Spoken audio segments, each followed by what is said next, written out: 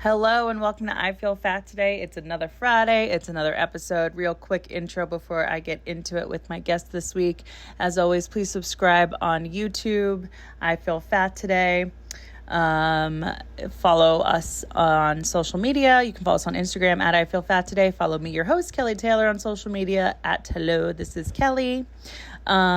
Please rate and review on Apple Podcasts. That helps a lot. I got some new reviews this past weekend, so I'm excited about that. And yeah, I gotta go. I can't do my whole thing, but we have a great guest this week. Really awesome. We had a good conversation. Please welcome to the podcast the very funny Jacob Williams. Combobulated. All right, Jacob Williams, how we doing? Oh, good. How are you? Good. How was your day today? It was pretty good. I did some journaling in my backyard kind of area. That's nice. That was fun. Nothing too crazy, but yeah. How about you? I worked all day. I have a 9 to 5, but it's work from home, so I can't complain. Oh, okay, cool. Yeah. So you journal? Yeah, I try to do I read The Artist's Way twice. Oh, okay. And so I try to do the morning pages. It's not always morning by the time I wake up, but yeah. But yeah, I try to journal 3 pages sometime after I wake up. Is it the day. very first thing you do when you wake up? Theoretically, yes, but sometimes I procrastinate a little bit Right. and check my phone first or when I first wake up. I do I guess I wait generally I'll make my bed and then weigh myself and then I'll put on sunscreen usually and go outside if it's nice to write out there. I feel like you are very much a routine person. It's interesting because I feel like a routine person in some ways, but also I feel like I don't have a routine in other ways because it's I just do stand up, so it's very erratic, the schedule. Right. And it's so I do procrastinate going to bed. I end up to stay up way too late and then not always get as much done during the day as I'd like, but then I'm right. usually doing shows at night or just doing whatever and then just trying to get stuff done whenever I can. But yeah. Well, I mean, even if the timeline is floating around as far as when you wake up, it seems like when you wake up, it's you do those specific things, make your bed, brush your teeth, put on sunscreen, weigh yourself. Yeah, I guess I will say, I do have a night routine too where, I will try to put on face and hand lotion and floss and brush my teeth and I'll do several Wordle puzzle type things. Bless you. Oh my gosh, excuse me. Yeah. But yeah, so. So do you weigh yourself every day? I generally do. Yeah, I think I started doing that a year, maybe in the last couple of years or something. And then I try to work out a few times a week, but sometimes I don't get to it every day or a few days. Right. But yeah, I don't know. But I have a lot of I feel like I have a lot of vices or time sucks or things where I just waste a lot of time and right. I got way too addicted to poker for a while, so I cut myself off from that over a year ago. Wow. Because I would just it was really fun for a while playing with friends during the pandemic. It was a good way to just catch up with people and it was kind of relaxed. But then I just got too into it. And I was going to these underground games where you need a password and you have to play for at least 2 hours and it's some of the people are really good and it was higher stakes than what I could probably afford. You're such and I did way too much of that. You're such an unassuming person to deal with addiction. Yeah, I know. I have very weird addiction. It was poker. I saw people playing one time during that phase in Washington Square Park and I would play with them all night until they were setting up the farmers market and there was a guy ranting who was tried to punch a cop and got tased and tackled and stuff and it was a very weird hobby for a while but yeah, and then I even got addicted to this very basic games like Tetris or Connect 4. I would just play Connect 4 online all night and stay up till the afternoon the next day and then I'd sleep through the day into part of the night and miss things I wanted to do then. So I am so I had to cut myself off from things that seem harmless like Connect 4 or Tetris online. Right, totally. I'll play Connect 4 in person now, but I just won't play online because I'm I just don't know how to. I just want to keep going. So you can't have phone games. Yeah, like I said, I'll do certain things like Wordle or Ignore him, sorry. Movie Doll. Well, because things like Wordle and New York Times games, you get one a day. Yeah, exactly. I'll do ones that are one a day. So I do about 8 of those that are just one-offs, one per day. So I'll do Connections, Wordle, Movie Doll, Framed. They're all fun. plot words and like 3 types of phrasals, but I'm like, all right, I'm not going to play more than one of those. So portion control for your gaming. Yeah, but yeah, I tend to like I think I have like a kind of an addictive personality. So yeah, if I'm in like a buffet situation, I want to eat some of every single thing. Like if I'm in the Delta Lounge, I'll literally like won't stop if I have time until I try everything there. And so so it's definitely tough sometimes. I definitely have a little maybe OCD or FOMO about like I want to be in everything. Yeah. Because you like to be out late. Like I feel like anytime I'm at a hang, I see you there. But like you're there sober. Yeah, I don't drink. Yeah, I quit drinking I think it was about 6 years ago now. Yeah, it's been a while. And I think that actually made me enjoy going out more because I used to think like, oh, I don't want to quit drinking because it's fun. But then I realized like the fun stuff I was doing had nothing to do with the drinking. It was just like the people I was with or what else, all the other stuff I was doing, like hanging out with friends or parties or whatever. Yeah, I'm sorry. I feel like I keep cutting you off. No, you're fine. I remember it was like probably late 2020 or 2021. It must have been 2021. And I was at a party that everybody was fucked up doing so many drugs, and you were there so sober, just like enjoying it. Like and totally. I remember that sounds like me. when you left, that was my cue to be like, I should get out of here. Like if Jacob is leaving, like even though I'm here drinking, like I'm gonna go home. And I did. I literally like that's funny because I left probably a lot of times I am one of the you. last people there because it was late. It was like 2 a.m. Right. It was late. Well, I do have a very nocturnal schedule. Like like one of those times playing poker with friends, I got there. I think I did a bunch of stand-up shows, and then I actually got there. I started playing at like 1 a.m. and we played till literally 8 p.m. the next day. So wow. I was just like hadn't slept through I don't know how many hours, but it was just like so addictive. But yeah, I do enjoy parties. I always enjoyed parties, but yeah, I think I like them more now that I don't drink. Because when I drink, I feel like it would just, it's like kind of a depressant, at least to me. I think I'm like especially sensitive to a lot of substances too. So like, it would make me just feel like sleepy or maybe occasionally say something embarrassing, and I would get like easily like hungover or sick the next day or whatever. I will take like the physical pain of a hangover, like the headache, the stomach ache, all of it.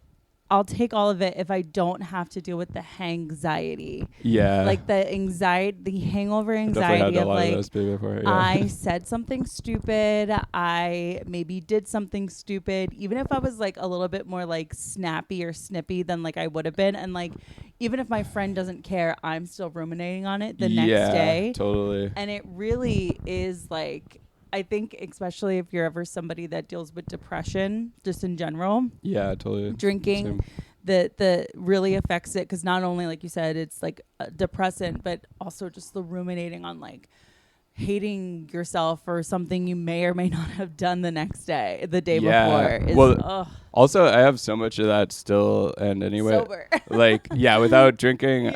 So I think, I was definitely worse when I drink, but yeah, I certainly, like, even without drinking, I kind of feel hungover a lot. It's just from, like, staying up too late and just having, maybe a little bit of depression or anxiety, or a lot of anxiety probably. But, so, I have, like, so much of that. And, drinking just kind of made it worse, I think, for me. So I'm like, maybe some people have enough, like, social skills or whatever that they can drink a lot and it doesn't affect it. But I feel like I need, like... at least to have all my faculties to like have a decent chance. Did you ever feel like when you were drinking that you were able to be more outgoing? Maybe once. It's funny because a lot of times it didn't necessarily have that effect. Like I would kind of just still be myself, even if I was super drunk. I would just still seem kind of like reserved and quiet, or how I am a lot of times. Like a little bit inward. Yeah, and sometimes, and I feel like the times it did make me a little more outgoing, it was like not in a good way, I think. Yeah, like one time I was super drunk and I remember I was at like the Astoria Beer Garden and I'm pretty sure I like ordered food and I was just really impatient and like someone ordered after me and their food came and I was like so drunk I barely remember, but I'm pretty sure I just like took their food instead of my... so something you would and never just like do. Blatantly like stole their food, like not in front of them without which is like horrible. But I mean, people have done way worse, but I hear you. But so I just like I feel like yeah, there were definitely times where I was drinking, or like, yeah, like I said, I'm sure I said like really stupid things that like, because I feel like like hanging out with comedians too. It's like at least me, I'm like very sensitive and stuff. And then there's like the thing where you're like roasting each other, but there's like you can like go over the line. I feel like if I was drinking, it's just more likely to like accidentally say something that's like too real, not well calibrated, as like a burn, and it's just actually hurtful or something. Yeah, because that's what's most important about saying something risky is making sure it is actually funny. You have to like ride the line of like this is out of love, or I'm not actually like trying to hurt your feelings. But yeah, so so I'm glad I don't drink anymore, but you don't miss it at all? No, not really. It's funny, it's like kind of been an across the board good decision, and it also like it wasn't necessarily something where I like felt like I'm like, oh, I need this, like I've never been to like AA or anything. I just I was talking to some friends that didn't drink, and it just sounded like a good experience that I tried it, and I'm like, oh yeah, I do really like this. So I am like generally overthinking and anxious and have a lot of indecisiveness about a lot of things, but that's like one decision where it's like 100% good, I guess, because totally across the board. So I'm just like really glad about that. So it's always nice when I can find things like that I'm like, oh, this is like great. And I have plenty of other things I worry about all the time, but but yeah, so it sounds like poker was maybe more difficult to give up than drinking. That was tougher, because that was like I had a lot of fun doing it, but then I also had a lot of times where I just got like in over my head, and I would just like keep buying in at like more than I should be spending or could afford. And because it's like then you're like oh, now I have to like win the money back or whatever. The stakes. I mean, I know people that deal with gambling addiction, and they say that losing is like part of what drives the addiction, because it's just like totally that feeling of watching it all go down the drain to maybe win it back. Yeah, because it's like it's like with comedy, there's a lot of like when you start, there's like a lot of like bombing and failure, and at any level of comedy, when you're trying out new stuff or whatever, there's always like a lot of possible failure, or probably failure a lot of times.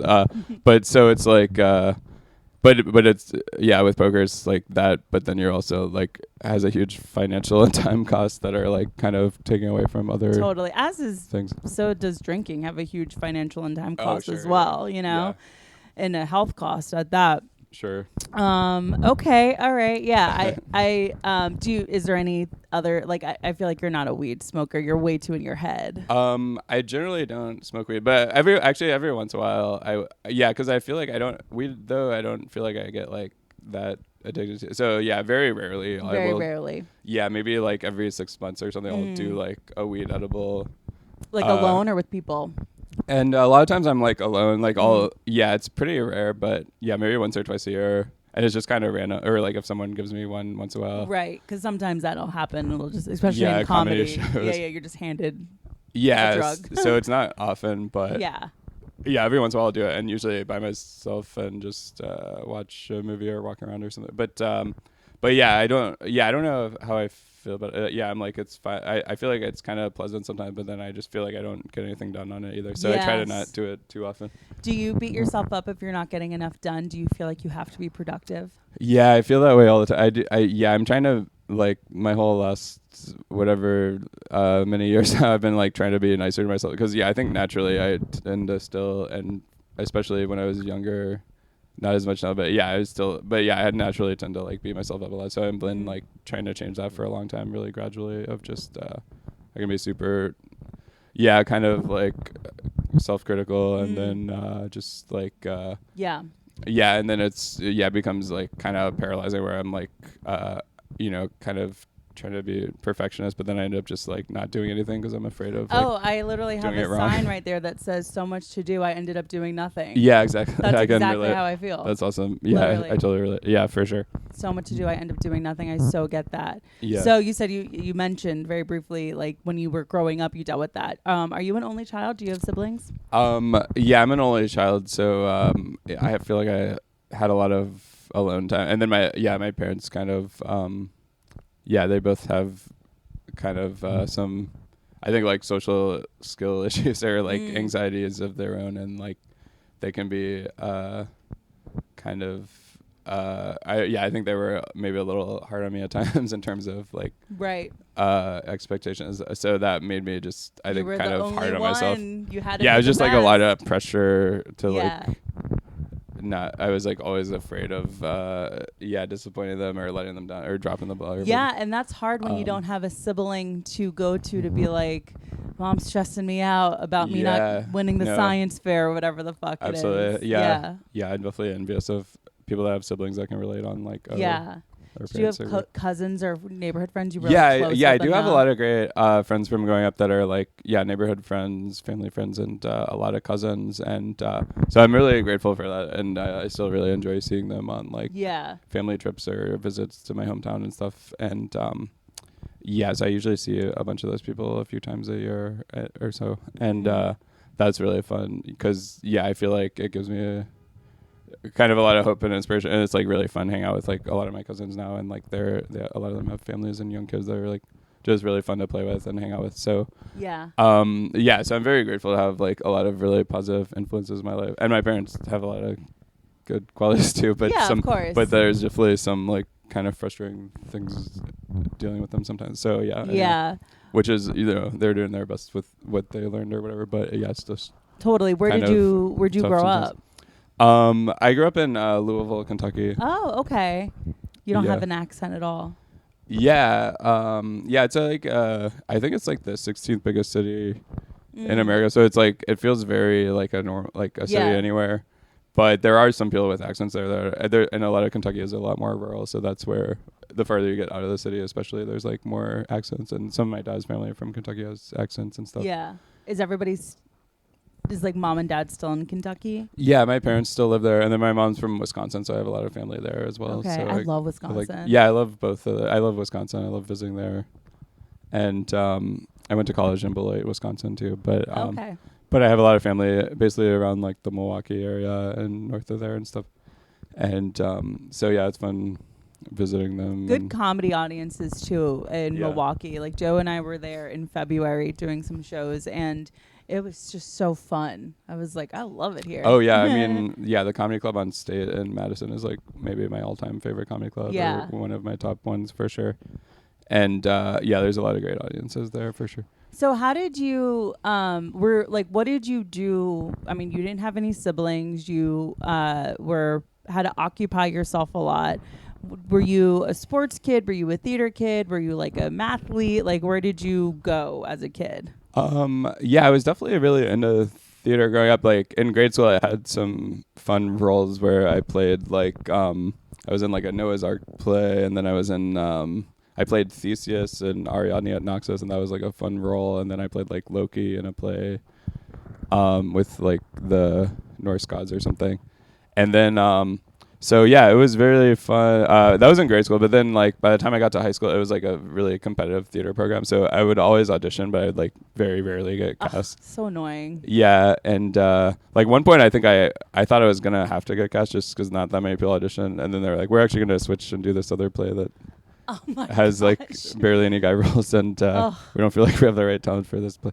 But that's cruel. But I had a high school theater teacher that was great, but she was very like like a theater snob and very discerning. And I think I was just also very like not emotional or whatever. Yeah, I mean I loved theater and stuff, but I didn't really know how to always express myself as an actor emotionally or whatever. But I did. I was like always into that, and then I would make like short movies, like stop motion movies with action figures growing up, and that was really fun. I would like write a lot like short stories and short plays and stuff. Yeah. Growing up, and that was really fun. I would do in middle school I got really into like these short story contests, and like I regionally won some of those, and then in high school I like won some like contests for like student filmmakers and stuff, and that was really fun. But then and then I think in college, that's when I started doing stand-up, and that was like when I got really obsessed with that and did more improv classes and stuff. But where are you from originally? I'm from New Jersey. Oh, cool. Okay. Yeah. Nice. I'm from Jersey. Not too far. Okay. Yeah. Super, super close. Cool. So you've been doing stand-up a long time. You've been doing it since college. Yeah, I started like September 20th, 2007. So it's been maybe 16 and a half years now. 2007, yeah. Yeah, 16 and a half years. That's a really, really good amount of time. You look very young. Oh, thanks. Yeah. Thank you. I appreciate it. Yeah. I try to wear sunscreen. So I mean, you have that skincare routine morning and evening. You said it. But I played with other voices. But yeah. So interesting. So the reason why I ask about that is because it's like I have siblings. I grew up with brothers. Oh, like cool. that very much like. Yeah. I do think that there is a difference between growing up with siblings and growing up an only child, and like friends and cousins are great, and like that definitely probably helped form you socially, but having that amount of time alone to occupy yourself as a child probably did have an impact on like making you a great writer and ability to win regionally for short stories, but like maybe not emote too much when it comes to being in the high school play. Yeah, for sure. No, it was funny because actually when I was in first grade, I was a little more like of a class clown for a bit, where I would actually be like doing characters in class, and I'd get in trouble a lot. I was like always like trying to get attention. Like my friends were watching me leave to get in my car, and I would be like doing like a routine, like a silent movie routine type thing, where I was like throwing up my lunchbox and like running back and like acting like I was anyway. But then I think I had a teacher that like called me out on it on second grade and like wouldn't put up with that. So then I just kind of like, I think that's when I got more introspective. Dream crusher. She killed your spirit. She muted you. That's when I think it was helpful though. It was like it was like on the first day I was like, we were supposed to get in a circle, and I was like doing a bit where I was like in the middle of the circle, and then they asked me to move back, and then I'd move like way out of the circle. And they were like, no, that's not cool. And then, so then I think they would like call me out and stuff. And so then I had to like, just, channel it into like more, I think that's when I started, like writing and like socially acceptable. And then I ended up, actually being like kind of a quiet and shy kid for a lot of years, I feel like. And so growing up, I thought like, oh, I guess I'll probably be like a behind the scenes, like I always thought like a writer or director or something like that, because I felt like so like shy and like introverted or whatever.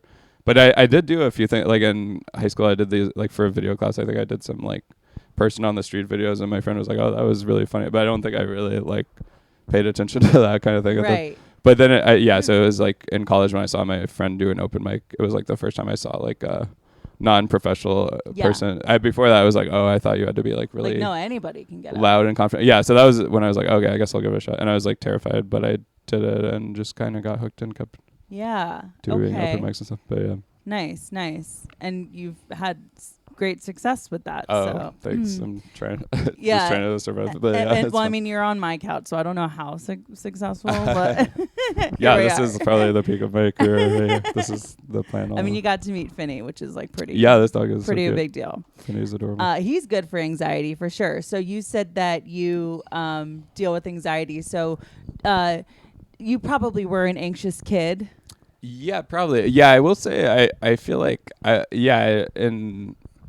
I might have peaked in like grade school. I think that's what at that point I didn't feel that like anxious. Culkin. Yeah, exactly. I was very I don't know. Yeah, I went to this like Waldorf school, which was like a very art-based learning, and was like very like a great environment for me, I think, because it was kind of all about like encouraging you to be creative and just enjoy learning, and it made me like really enjoy reading and all this stuff. And so that was really fun. I feel like I made some great friends there. And then middle school, that was like a little tougher, where I was going to this Catholic middle school where I just like wasn't as into like the curriculum or some of the, I didn't get as along as well with some of the people. And then high school, I liked a lot of I feel like I got lucky again to have some really great classes and stuff, but it was like, I think kind of a school that was like out of my family's budget, that it was like, I was kind of around a lot of people that came from more money or things like that. And I just felt like a little out of place sometimes. And especially when it's time to like get a license, and you're like even if you're lucky enough, sorry, the birds. Oh. If you're lucky enough to have a family that can get you a car, it's not going to be as nice as the car as like the other people that are at this more expensive school. No, I definitely my parents definitely never got me a car or anything, but and I did learn how to drive kind of late. I learned how to ride a bike pretty late, and my parents were like, you have to learn how to ride a bike first. So I think I was literally. Oh my God. I literally, I literally didn't learn how to ride a bike maybe until I was between 16 to 18 or something, and then learned how to ride a car like shortly after. Learn how to ride a car. Learn how to drive a car, ride a car on top of the car. Your parents never taught you how to ride a bike and then said you have to learn how to ride a bike in order to get your driver's license. Yeah. I remember. What's the correlation? Well, I think it was one of those things where I gave up on learning how to ride a bike because at a certain point I'm like, oh, it's embarrassing that I don't know it by now. So then it's too late to learn. But then actually one of my parents' family friends, I think, was the one that actually taught me how to ride a bike. And I was like learning in this parking lot thing, and like I ended up like hitting a car and scratching it and like having to leave them a note and pay for it, I think. Oh my God. But like I did eventually learn how to ride a bike, which is nice to know. And then learning how to ride a car drive a car was also tough because it was like my dad taught me on a stick shift, which that's hard. I've since forgotten how to, but that's how I learned it, and so that was like extremely tough. Learning how to drive a stick shift is not at all like riding a bike. And because like you probably could just hop on a bike and start riding now because you've learned it once. Yeah, no, biking. I do know how to ride a bike still. I did that for a lot of years in Chicago. I still have a bike. I don't do it as much in New York just for safety. Yeah, seems very dangerous. It's very dangerous. But and I have actually like my mom's older sister died in a bike crash, and it's a very common thing. It's we know comedians have died, though. It's very sad. I don't know. So I don't do it too much because I'm terrified, but I do know how to do it, which is nice, I guess. And you have to. Unfortunately, driving is something that you have to do in comedy. Yeah, and driving I feel pretty good about. Although I did try to do a stick again, and I had like totally forgotten a lot of that. Yeah, that's not something you can jump right back into, I don't think. Yeah, which is fine. I'm not planning to like have a stick shift car. Yeah. At any point, but I don't know how we got here.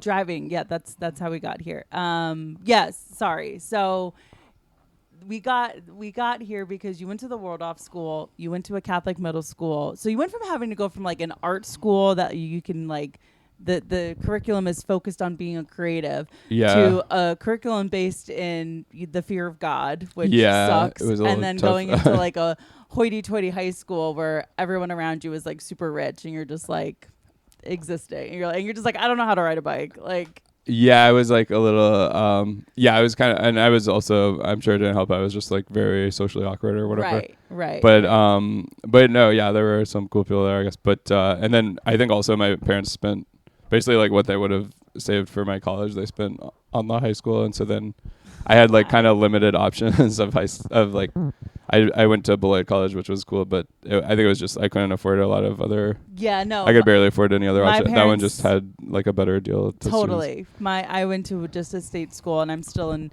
student loan debt because my parents sent me to Catholic school my whole life, which was like tuition. And so my mom was like, I'll pay for the tuition to go to Catholic school, but like we can't do college. Right. Yeah, somewhere. Like, you know, and I don't know. I would never expect my parents to pay for college, but like.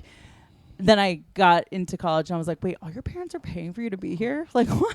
It's crazy. Yeah, no, I definitely had a lot of student loans and stuff for a while, but yeah. So, okay, let's pivot a little bit. So now you weigh yourself every day. When did that start? I think I started doing that like on and off for the last few years, maybe more consistent in the last couple of years or something.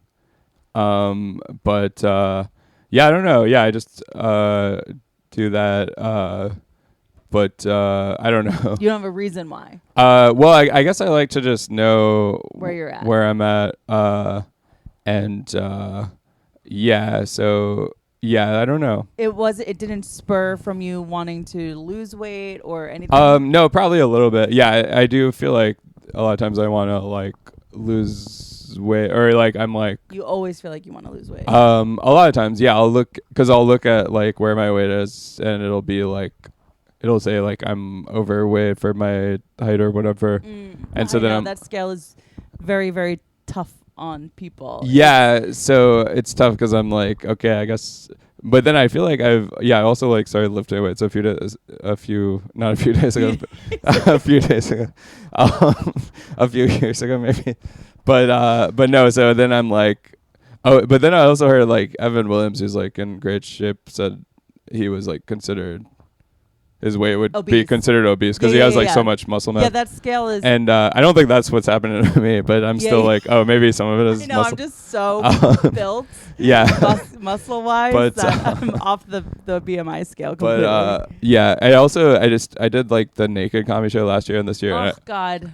And I think that made me want to like try to lose a little weight too. But yeah, I do. But then, like I said, but I also tend to like eat a lot, and so it's tough. So I try to eat healthy a lot of the time. But yeah, like sometimes I'll go to Taco Bell or wherever, and just like it's another thing where I have so much FOMO and I can't decide. So I'll literally get like want a bite of everything, 10 different things or more, and just like eat everything. And so yeah, or like like I said, like a buffet or any.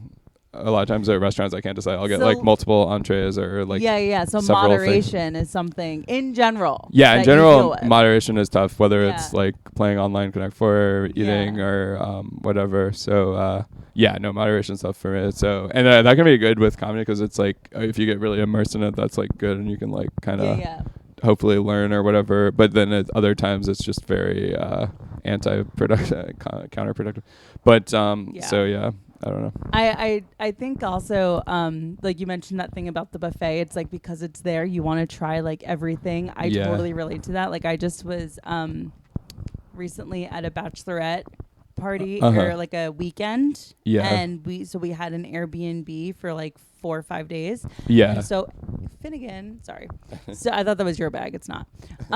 So we went to the grocery store and like filled the house up with food, and so like it's the night before we're all leaving and there is just so much food that we just have to leave there, and I was getting so much anxiety I hate wasting about food. leaving the food and I kept trying to rationalize it like it's okay even though we got all this extra food, like a lot of it's unopened, so like the owner of this house will like take it for their family or save it for the next Airbnb guest. Like I had to keep rationalizing it because I was so worried it was going to get thrown out, and I was so like upset I wasn't upset with anybody that bought the food, but I was upset with myself that like there was food in this house that was like going to go to waste. No, I know what you mean. I feel terrible wasting food, and like things like that. I'll like try to eat a lot of it. So I know, but I also don't want to do that because I've been like trying to get into this whole idea of like actually think about if you're hungry that's the way to go for sure. That's hard for me. And it's completely counterintuitive to don't let it go to waste. I know. And I even with like water bottles, if I am going to the airport, I'll like drink too much water, and then I literally like I'm in pain while the plane is taxiing because I'm like I have to pee, but I can't get up right now, and it's like brutal. I like was flying out the other day, and you know the Celsius energy drink? Yeah. We had like 4 or 5 unopened Celsiuses in the fridge, and I had a flight at like 11 a.m. and would I ever want that much caffeine before getting on a flight? Absolutely not. But of course, I drank one before heading off to the airport because I was like, I can't let these go to waste. Yeah, I know what you mean. I had one time I did like a show, and then I got like a gallon of water at a thing, and like I didn't want to waste it, so I literally like was gonna go into this other micro show, and I literally like took so long drinking it. I think I missed that. And then it was like even difficult to get home because I had to like stop to pee so much. And I was like, it's like an absurd level of like. Yeah. I also when I did like the show Wild and they have like so much catering. I bet. Oh my God. I would just be constantly eating, and it was to the point where like one year at the end of the season, the producers bought me like a new set of Tupperware to like take because I was just like it was like. And everyone was constantly like, "Do you like? Why are you eating so much?" Eating like you've never eaten food before. Yeah, and it like even strangers will comment. I like went to Artichoke Pizza and I got like 3 slices there, which are like enormous. And someone walked by and was like, "Wow, you're really hungry." Like I've had many fuck times. That guy. Okay, I want to eat the. Like I get so much like strangers will notice and mention it, and it's like. Like I'm just trying to eat some pizza. Yeah, so I try to eat healthy, but it's tough. But yeah, every once in a while it definitely goes. I'm like, and then seasonal things are like things like Chip City where the menu is like I'm like, oh, it's only available this week, so I'll get the specialty cookie, but then I'll get like 2 other cookies. And yeah, anything like that, I'm like, oh, I got to get it before it goes out of rotation or whatever. I hate seasonal stuff. Like, I get like not all.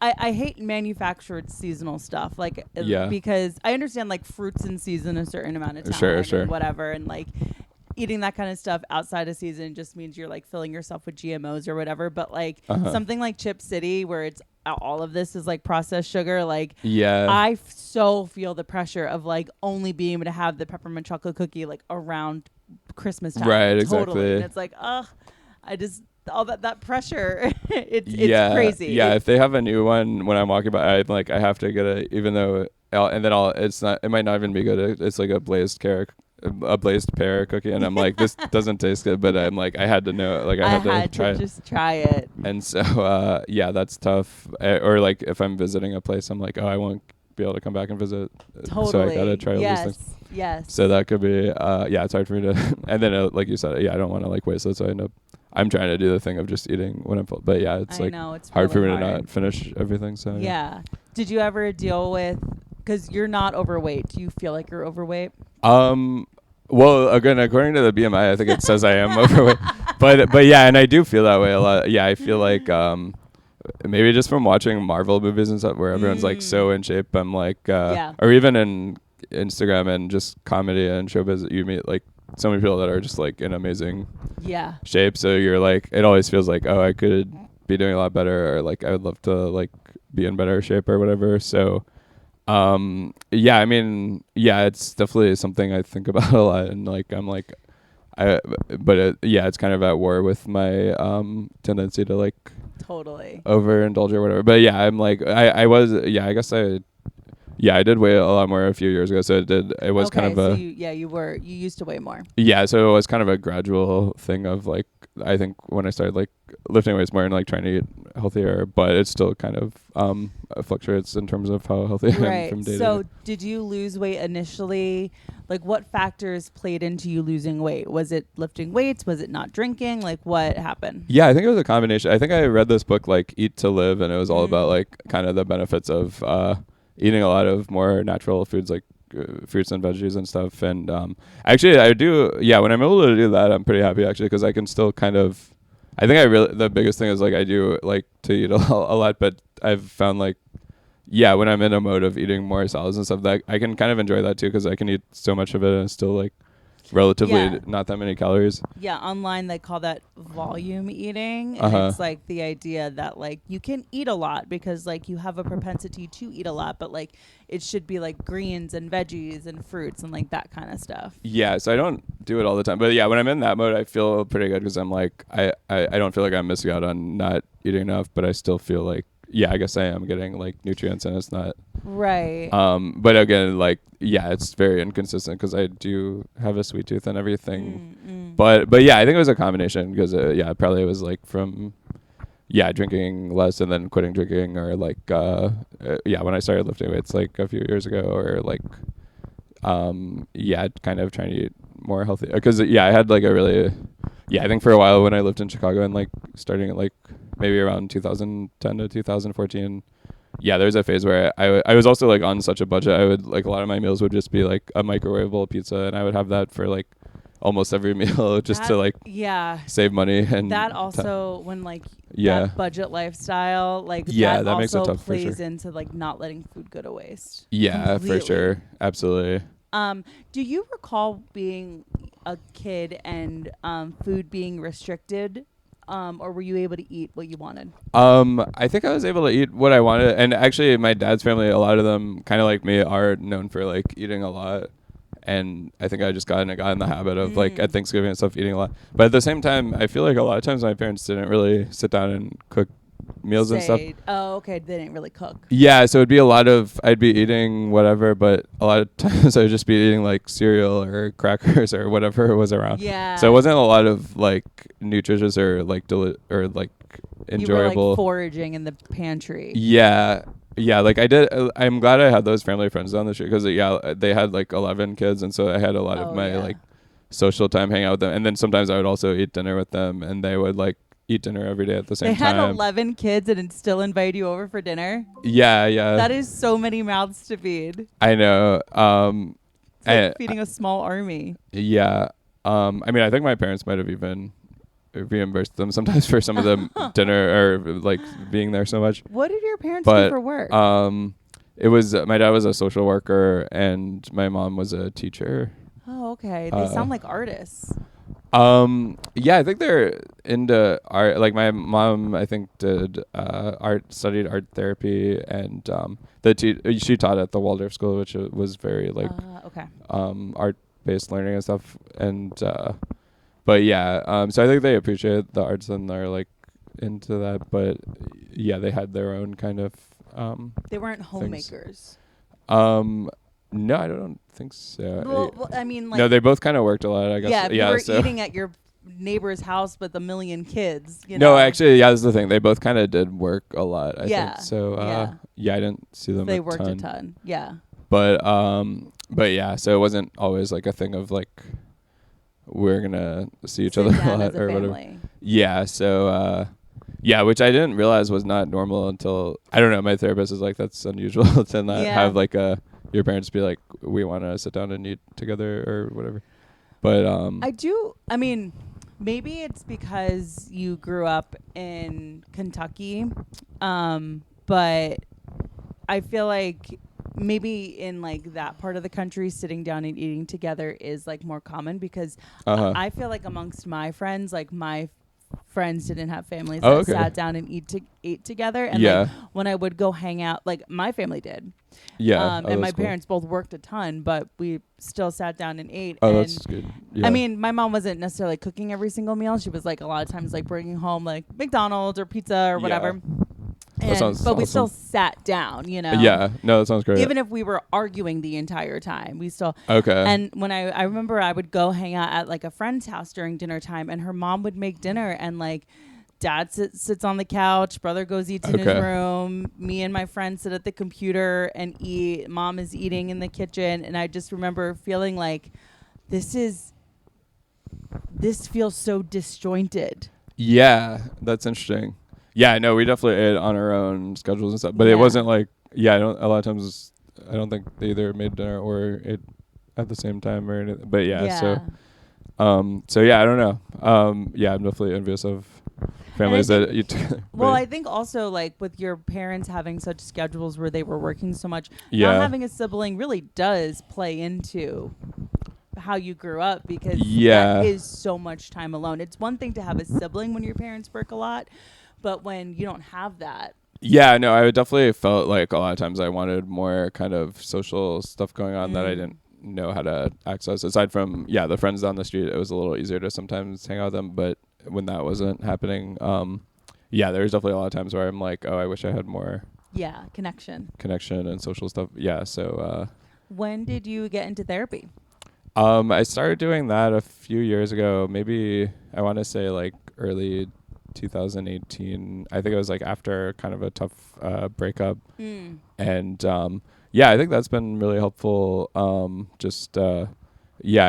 still have a lot of issues I'm working on, but I feel like it's been helpful in terms of, before that I was like even more kind of stuck in my head, and it was like hard for me to kind of like open up or talk to people a lot of times. And so and I still like have a lot of things where I feel like socially awkward, or it's like hard for me to like communicate or reach out or like start conversations. But I feel like I've gotten a lot better at it just through like therapy and like kind of and probably honestly like exposure therapy, because you were on a show like Wild and Out where it does have so many eyes, and like you do have to be social. Like that is like you're being thrown into the deep end of the pool. Yeah, it's interesting because I ended up spending so much time on comedy growing up that since I was 18, and then it's like I almost feel like I got more developed in that sense. Like I was more comfortable doing improv or stand up in front of people than actually having like a one-on-one conversation or a normal. So it's like weirdly disjointed. Where I totally get that. Yeah, because it is like kind of a different skill set in a way. Because when you're up there, you can kind of like talk about whatever you want and like rehearse and things like that. But then, yeah, so anyway. Did you have people from like high school be like, you are on Wild and Out? Like, what? Yeah, totally. Yeah, I had like shocked. Yeah, my first season, I had a friend from college come to the after party, and she's like, "Wow, this is like crazy that you're on this show." Because I think I was like kind of quiet still in college a lot of times, and then yeah, I had someone who knew me, I guess when I was like a kid or in middle school or something, come to like a stand-up show recently, and she was just like, "Wow, like you were like a really quiet kid, so it's just crazy to see you like tell jokes for an hour." Yeah. But yeah. Totally. Anyway. I mean, you're like a sniper. Like you are quiet. You have this like very like demure demeanor, and then you'll host a roast battle or not host. You'll judge a roast battle show and just say like it's not even mean. It's just so it's very intellectual, and you the amount that you observe really comes through, especially when I see you judge a roast battle. Especially. Wow. Oh, thank you. I appreciate it. Yeah, because I've at least twice I've judged roast battle with you. Yeah, and each time, it's like I feel like I can like feel your brain working, and then it comes to you, and it's like, oh man, like how did you even see that? You know? Oh wow, thank you. Yeah. So you're very.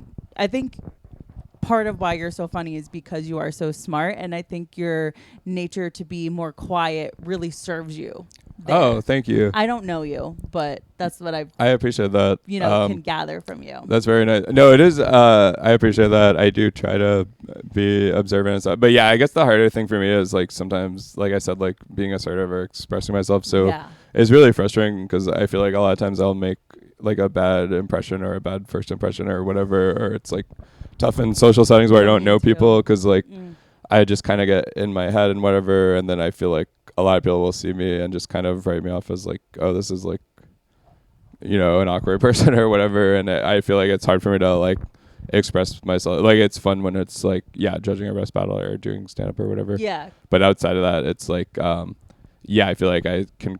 Yeah, I don't really know how to like open up to people right away when I meet them. Totally. It's like much easier to be the fly on the wall rather than somebody. People need to approach you. Yeah, no, that definitely helps. It's definitely easier for me to get to know people when it's someone like introduces us to each other or they talk to me first or something. But yeah, I do. Yeah, a lot of times. Yeah, other times I get like really stuck in my head when I'm like, oh, I don't know many people here. Like I'm not sure how to like introduce myself to people sometimes, or I'm too nervous of like starting a conversation or whatever. That's really hard if you're like in an industry room. You have to be like somebody that like you know is commanding attention, you know.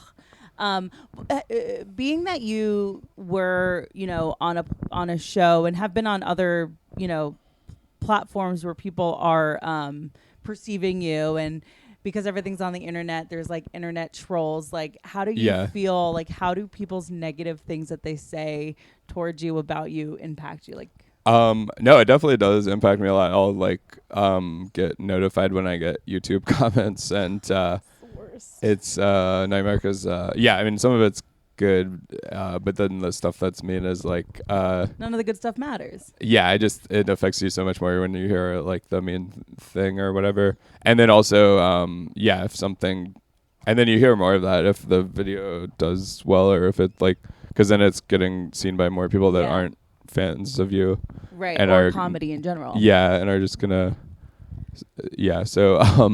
So yeah, no, I'm definitely, I feel like I am probably way too sensitive about that stuff, but I'll definitely get like kind of frustrated if someone says a mean comment online, or if it is. I don't think you're way too sensitive about it. Like, I don't think anybody that is putting themselves out there that is having people say negative things.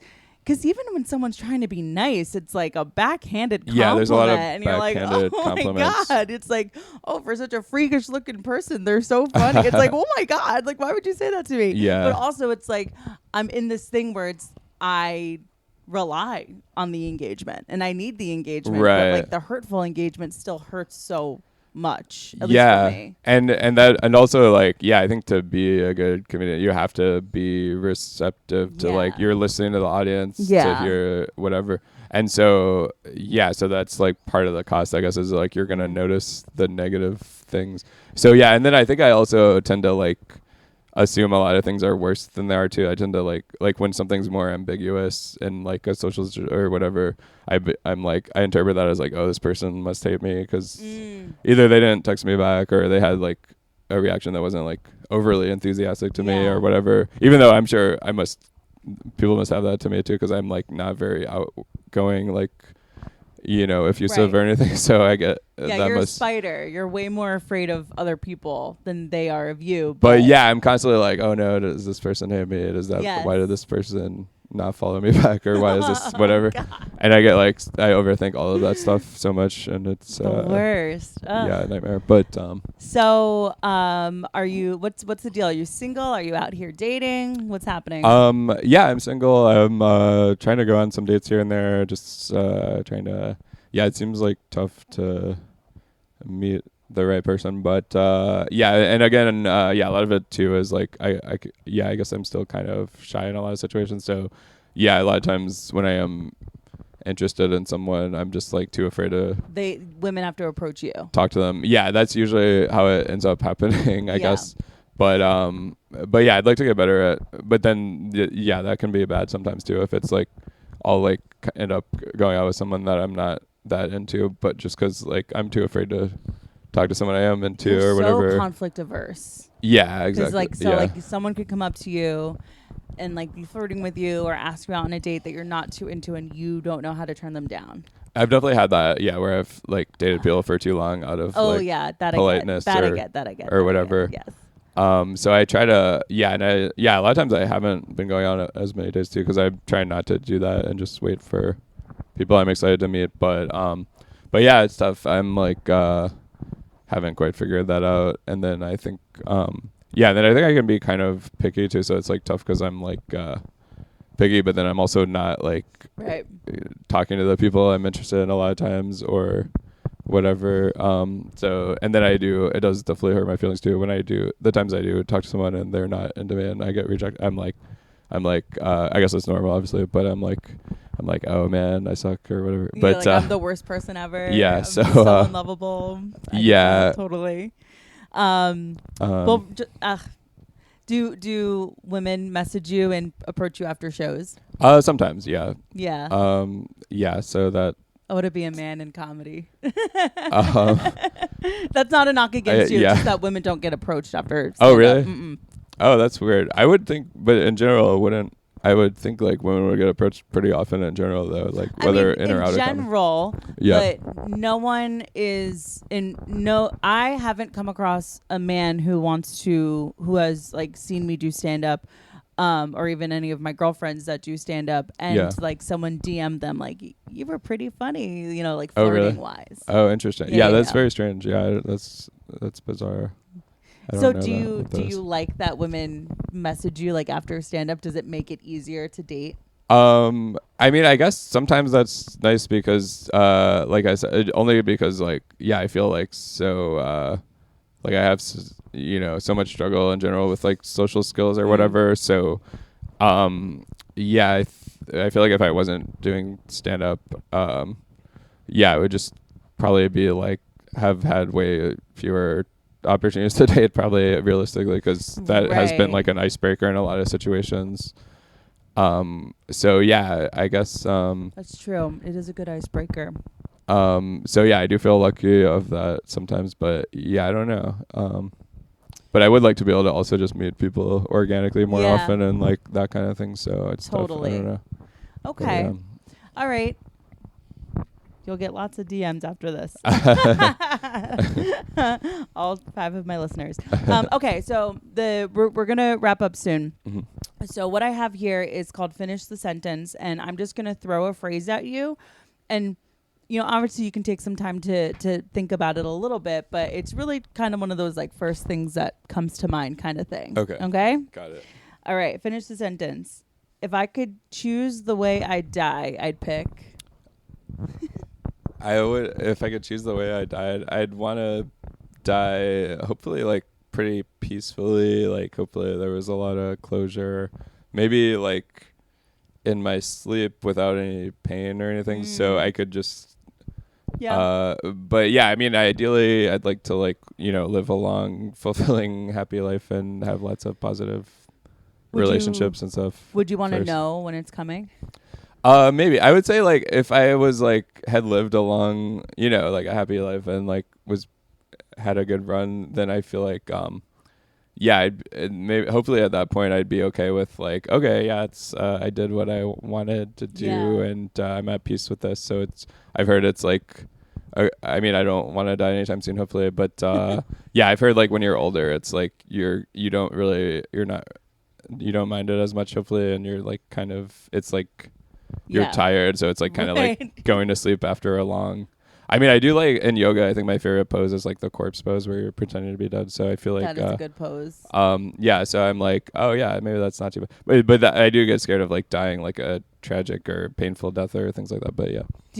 Are you somebody that fears death? Like, do you look at a situation and think like I, for example, will never bungee jump. I'll never do any of that shit because my biggest thing is I don't want to die in an embarrassing way. Yeah, totally. No, I do have a lot of fears of death. I'm like, I don't want to get like, I'm constantly afraid a lot of times of like, I don't want to get hit by a car, or, like shot or stabbed. Or, yeah, I always get. And that's always a possibility. So it's like, it is scary to be like, there's no control over if that happens. But. I would never leave New York, and I'm never afraid to ride the subway. I'm never afraid to walk around, especially at night. I don't fear any of that, and yet I will walk past somebody and mentally I picture them like just randomly stabbing me in the stomach. No, me too. I think about that all the time. I'm like, what if an active shooter comes in here? Yeah, always. What if, always. There's always looking for an active a person shooter. with a Scream Ghostface mask stabbing me, and like I'm always afraid of that. I'm weirdly like not afraid of flying because I just feel like statistically it's safe despite all the mishaps. Yeah, it's like winning a lottery. But then like a lot of situations, and I do go out and I do ride the train and whatever. But yeah, I am afraid in most situations of like, oh, something could. And I have had like times where I feel like a car almost hit me and things like that. So I'm like, that would be so easy for a car to hit me at any moment. Yeah. Just walking around. So yeah, it's tough. I don't know. I do worry about that for sure. Okay. A mistake I'll never make again.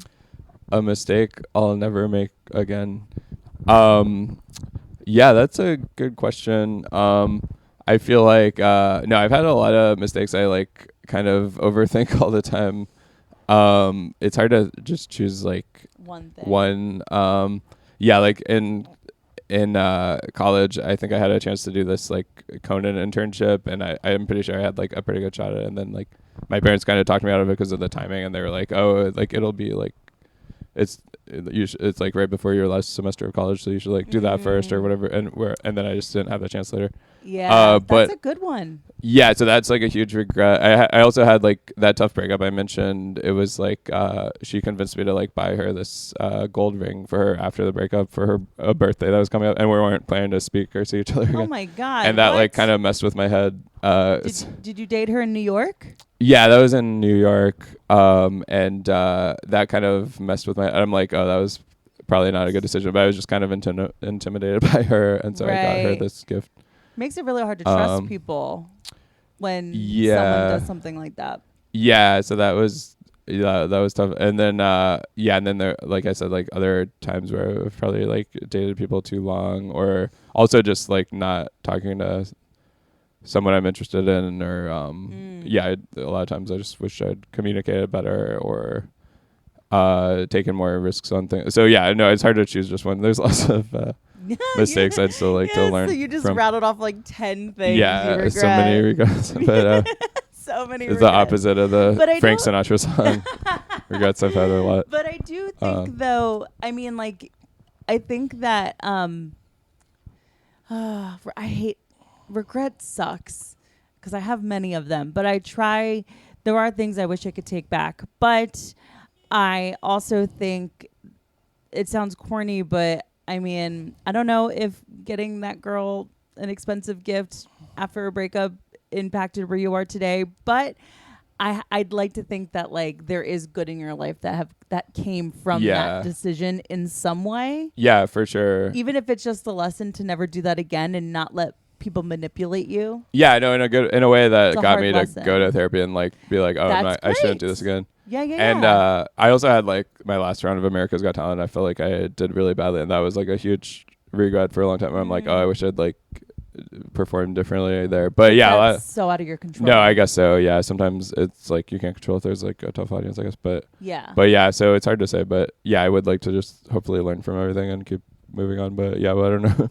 You need to get a dog. That's what you need. I love dogs. So yeah, maybe. Okay.